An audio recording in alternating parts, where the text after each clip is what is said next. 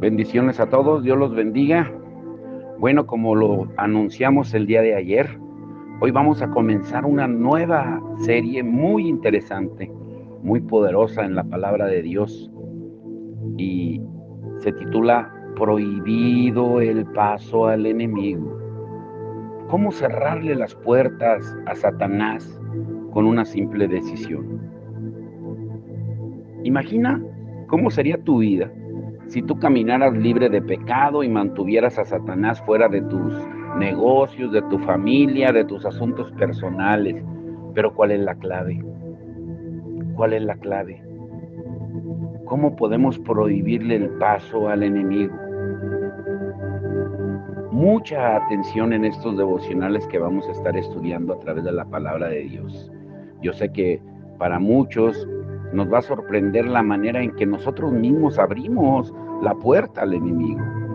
Ahora, una puerta a nuestras almas es un pasaje por donde nuestro enemigo puede ganar acceso.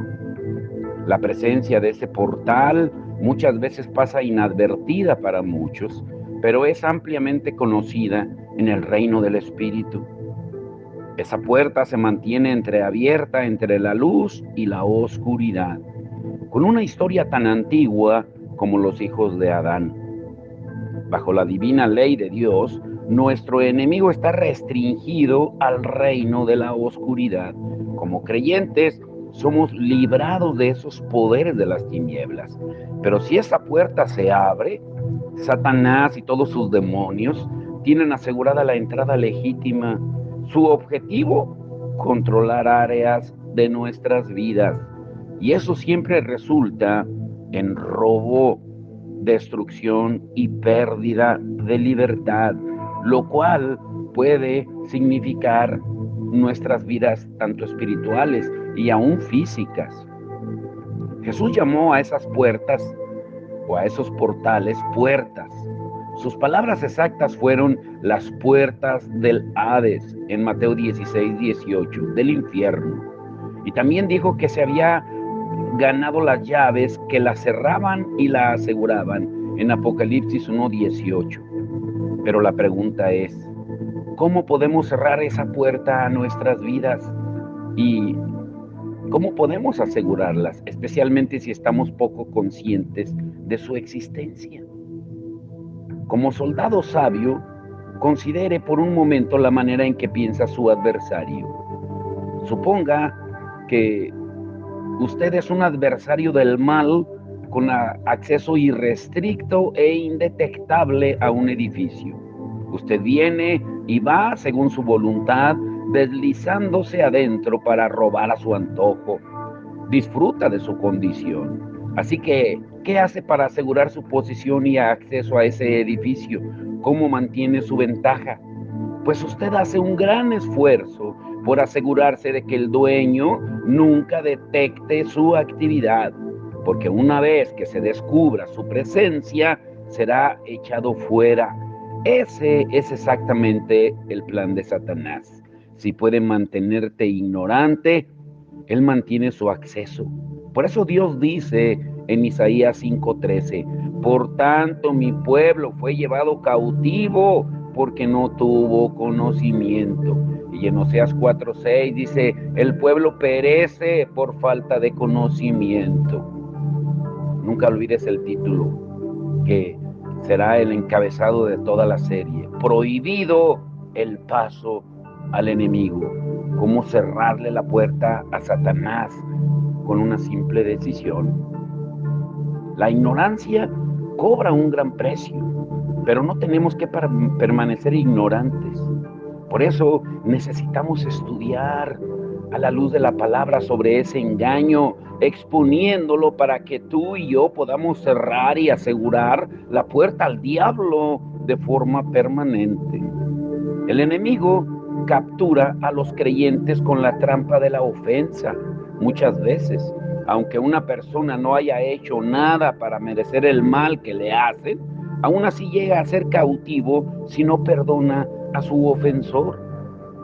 Acabamos de estudiar una serie acerca de la intimidación que muestra cómo el temor del hombre paraliza a los creyentes, haciendo que el don de Dios en sus vidas caiga en el letargo debido al poder controlador de la intimidación.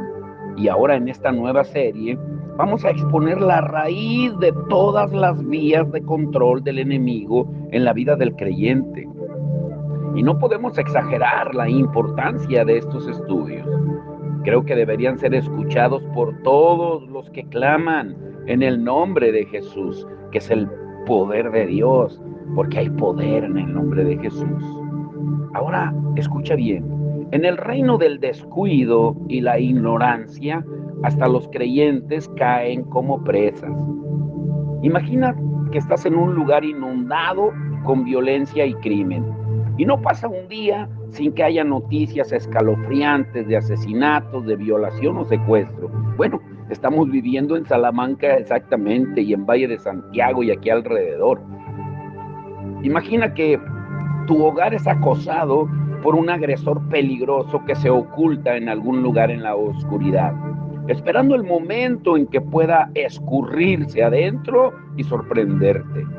Él desea tomarte a ti y a tus amados como rehenes, saquear y destruir tus posesiones y mutilar a los que tú amas. Y quizá hasta asesine a alguien. Tú no puedes convencerlo de lo contrario, rogando, suplicando, ni llorando, porque él es tu enemigo jurado y está determinado a destruirte. Ahora, a la luz de todo esto, ¿olvidarías tú cerrar con seguro tu puerta de frente? Por supuesto que no. Es más, ¿soñarías con retirarte e irte a dormir una noche con la puerta principal, no solo sin seguro, sino abierta de par en par? Pues claro que no. Pero lo absurdo de esto es casi ofensivo, y sin embargo incontables personas hacen exactamente eso. Pero no es la puerta de una casa la que dejan abierta, sino la puerta de sus almas. Todos hemos presenciado de primera mano, incluso reconocido, a gente que puede estar sentada en las iglesias, que puedes hablar con ellos, incluso iglesias, conocer su ubicación, pero también podemos conocer a esas personas y esas iglesias descuidados y poco preparados de todos los caminos de la vida. Están tanto en el extranjero como en la localidad. Son personas educadas y también los ignorantes, pero todos tienen una cosa en común: son víctimas de un adversario sabio y astuto que les ha puesto bajo su controladora maldición. ¿Y cómo lo hizo? Porque le dejaron la puerta al diablo abierta. Ahora quiero enfatizar esto. Estos estudios no son acerca de brujas, ni de conjuros, ni de hechizos. Tampoco trata de prácticas ocultas, de astrología, de lectura de manos o tablas de Ouija, porque todo eso son evidentemente invitaciones abiertas al reino demoníaco. La mayoría de los creyentes nunca se meterían en una situación abiertamente como esas. No, yo estoy hablando de algo mucho más sutil, más encubierto, que opera en el reino del descuido y la ignorancia. Y es en esa esfera nebulosa donde los creyentes caen presa. Y ese no es un fenómeno nuevo ni único de nuestra generación. Es tan antiguo como el diablo mismo. Es la iniquidad, la maldad, la que causó la caída del lucero de la mañana de Lucifer y descolocó a 1/3 de los ángeles del cielo.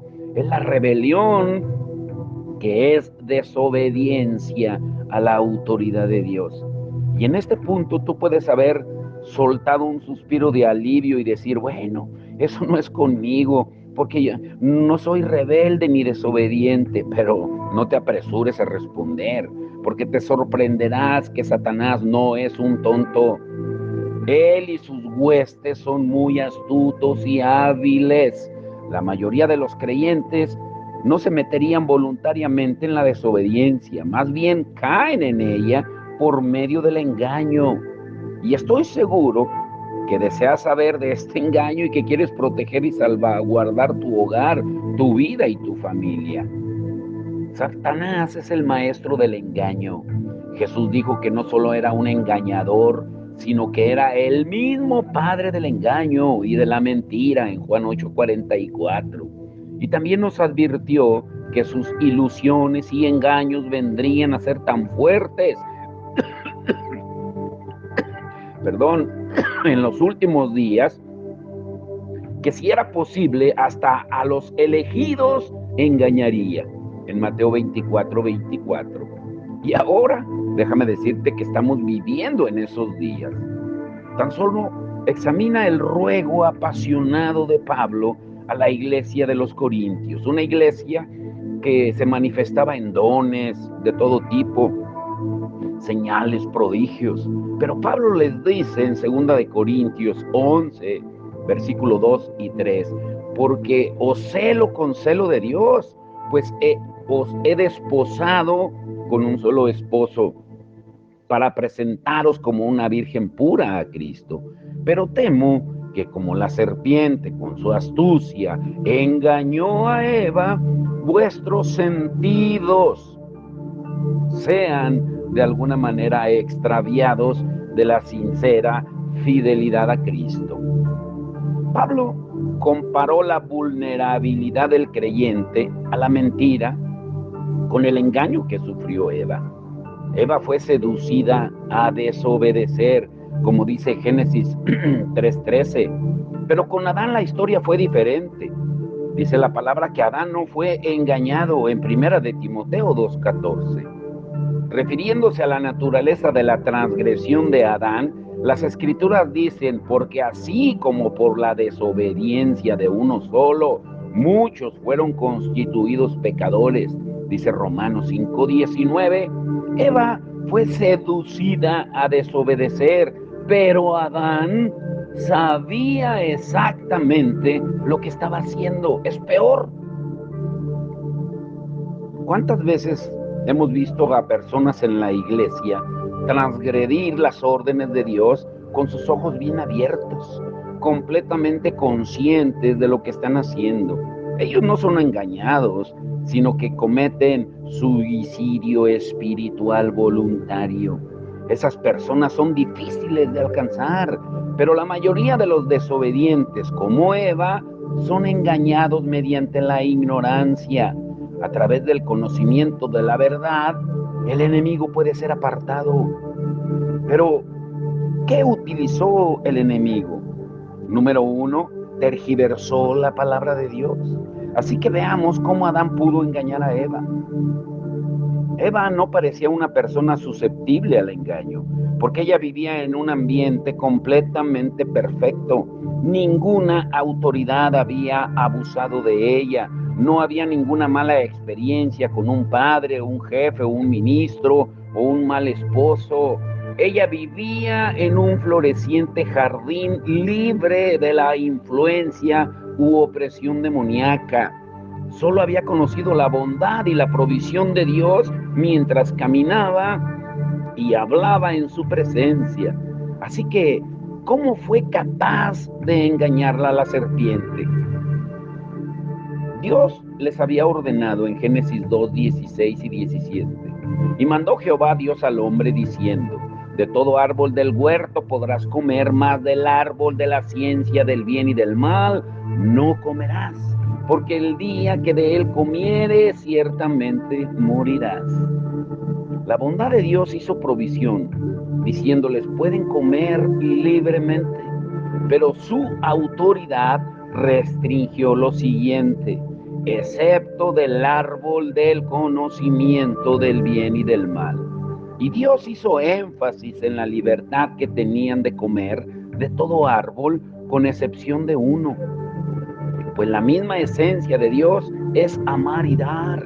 Él deseaba compañías en su jardín que lo amaran y lo obedecieran voluntariamente. Él no quería robots, sin libertad de elección, anhelaba hijos hechos a su imagen con libre albedrío. Cuando restringió su acceso al árbol, él proveyó una opción que les protegía de la muerte. Implicaba la voluntad de ellos, pero ellos confiarían y obedecerían. Sin una orden, no hay opción. Ahora examinemos las palabras de la serpiente en Génesis 3:1. Con que Dios os ha dicho, no comáis de todo árbol del huerto. La serpiente ignoró la generosidad de Dios y enfatizó la excepción, implicando así que algo se le estaba negando a Eva. Con una simple pregunta, distorsionó la orden protectora de Dios en una negación injusta de lo que era bueno. Puede escuchar el sarcasmo en su voz mientras preguntaba, ¿con qué Dios os ha dicho? ¿No comáis de todo árbol del huerto? Él consiguió hacerle ver a Dios como alguien que quita y no como el dador que es. Satanás inclinó a Eva por una senda de razonamiento en la que hasta cuestionaría la bondad y la integridad de Dios. Y una vez que lo logró, fue un paso pequeño para volverla contra la autoridad divina. Número 2. Vino entonces un ataque a la autoridad de Dios.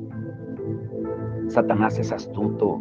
Él estaba tras el fundamento mismo de la autoridad de Dios, logrando que el Señor pareciera injusto.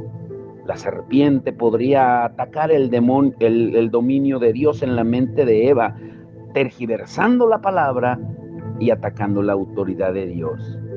El Salmo 97, verso 2 dice, justicia y juicio son el cimiento de su trono. Y aunque Eva corrigió a la serpiente, la semilla de duda en la bondad de Dios fue sembrada en ella.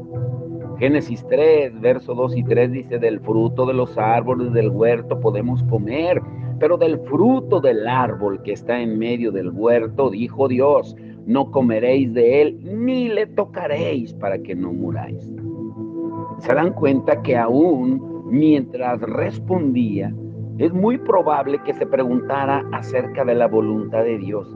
Bueno, es que no estoy segura en cuanto, o por qué no podemos comer de ese árbol, cómo nos podría hacer daño, qué hay en él que sea tan malo para nosotros. Y con esas dudas emergentes en su mente, estaba dispuesta a cuestionar la autoridad de Dios. Por eso recuerden lo que estudiamos el lunes y el domingo. El arrepentimiento es un cambio de pensamiento, de mentalidad.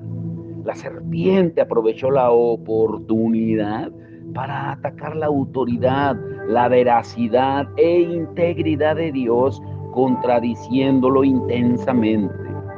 En Génesis 3, 4 y 5 dice, entonces la serpiente dijo a la mujer, no moriréis, sino que sabe Dios que el día que comáis de él, serán abiertos vuestros ojos y seréis como Dios, sabiendo el bien y el mal. El maestro del engaño socavó el fundamento de la lealtad de Eva a Dios y le aseguró que no moriría. Entonces rápidamente continuó su contradicción con este razonamiento. En lugar de morir ustedes, vendrán a ser como Dios, serán sabios y capaces de elegir por sí mismos entre el bien y el mal. Por lo tanto, ya no estarán más sujetos a Él ni a sus injustas órdenes. Ahora escucha este punto. El razonamiento siempre cuestionará la sumisión. ¿Lo escuchaste? Número 3, el razonamiento siempre cuestionará la sumisión. Eva estaba sorprendida y ahora se preguntaba, ¿es esta la razón por la que Dios me prohibió esta fruta o este fruto? Miró al árbol otra vez, pero esta vez desde otra perspectiva. Contempló lo que le era negado, juzgó el fruto como bueno y placentero, no malo ni dañino, y razonó, seguramente es deseable y nos hará sabios. ¿Por qué deberían negarme a mí misma el fruto que es tan bueno para nosotros? Y ese razonamiento le impidió ver todo lo demás a su alrededor. Olvidó la abundante bondad y se concentró en el solitario árbol y pensó: Dios nos ha prohibido esto. Pudo haber sido nuestro desde hace mucho tiempo. ¿Por qué lo hizo? ¿Qué más nos ha negado? Y con el fundamento del carácter, la integridad y la bondad de Dios en duda, no quedaba ninguna razón para someterse a su autoridad. Y ahora su propia voluntad y rebelión eran el próximo paso. Escucha bien esto. Eva comió y dio a su esposo, y de inmediato sus ojos fueron abiertos y se dieron cuenta que estaban desnudos. Su desobediencia trajo muerte espiritual al usurpar la palabra de Dios y someterse a Satanás. Abrieron la puerta del diablo y éste se convirtió en su nuevo maestro. Adán y Eva le aseguraron no solo el acceso a sus vidas, sino también la entrada al mundo. El apóstol Pablo lo explicó de esta manera en Romanos 5:12. Por tanto, como el pecado entró en el mundo por un hombre y por el pecado la muerte, así la muerte pasó a todos los hombres. Este acto de desobediencia produjo destrucción, pecado y enfermedad. Una lista que se ha multiplicado y empeorado más con cada generación. Su rebelión abrió la puerta de par en par al dominio y a la destrucción de Satanás. Y Satanás aprovechó completamente la oportunidad para ser como Dios, aunque no sujeto a él. Esclavizando a la creación de Dios, se entronizó a sí mismo. Y escucha el último punto. Hoy en día no es diferente. El modo en que Satanás opera tiene muy poca diferencia de cómo él sigue actuando, porque todavía desea pervertir el carácter de Dios con el fin de volvernos contra su autoridad. Por eso Santiago nos advierte en Santiago 1, 16 y 17, amados hermanos, no erréis, toda buena dádiva y todo don perfecto desciende de lo alto del Padre de las luces, en el cual no hay mudanza ni sombra de variación. Esto debe establecer en nuestro corazón que no hay nada bueno fuera del reino de la voluntad de Dios. Santiago demuestra que uno puede ser engañado si cree que hay algo bueno fuera de la provisión de Dios.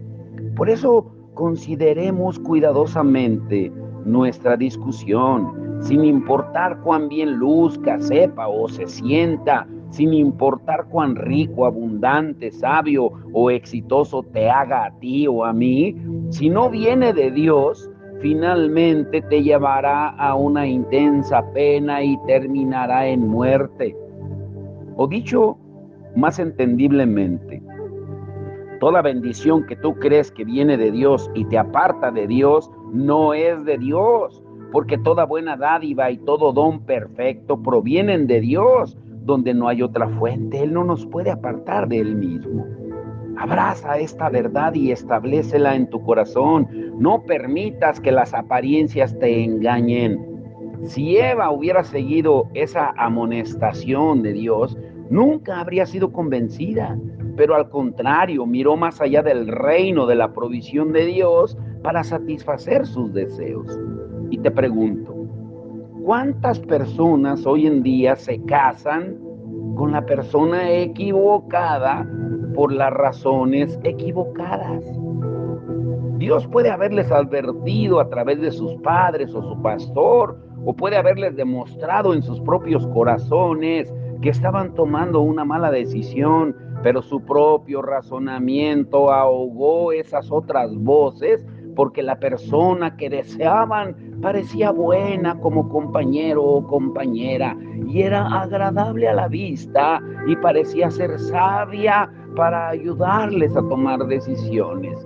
Y finalmente eligieron su voluntad más que la de Dios. Y más tarde sufren mucho por su mal juicio.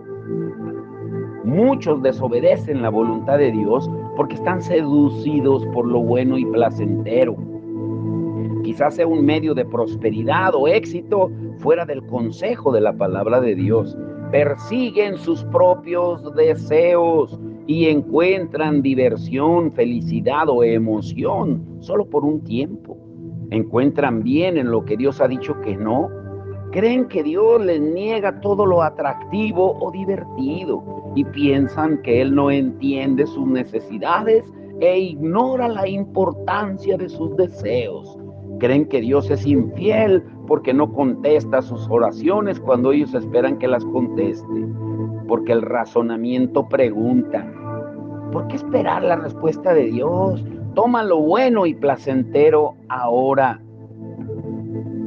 Pero siempre habrá dos situaciones similares y dos respuestas diferentes. Esta es la parte central del estudio de hoy. Escúchalo muy bien. Considera a Jesús. Él estuvo en el desierto durante 40 días y sus noches. No tenía ni agua, ni comida, ni comodidad. El hambre le azotaba ya que su cuerpo estaba casi por morir de inanición. Si no obtenía comida, pronto moriría. Pero ¿qué vino primero, la provisión o la tentación? En este punto Satanás vino para tentarlo. En Mateo 4:3, si eres hijo de Dios, di que estas piedras se conviertan en pan. Tal como con Eva, Satanás cuestionó lo que Dios dijo 40 días antes cuando declaró abiertamente que Jesús era su hijo en las orillas del Jordán en Mateo 3:17.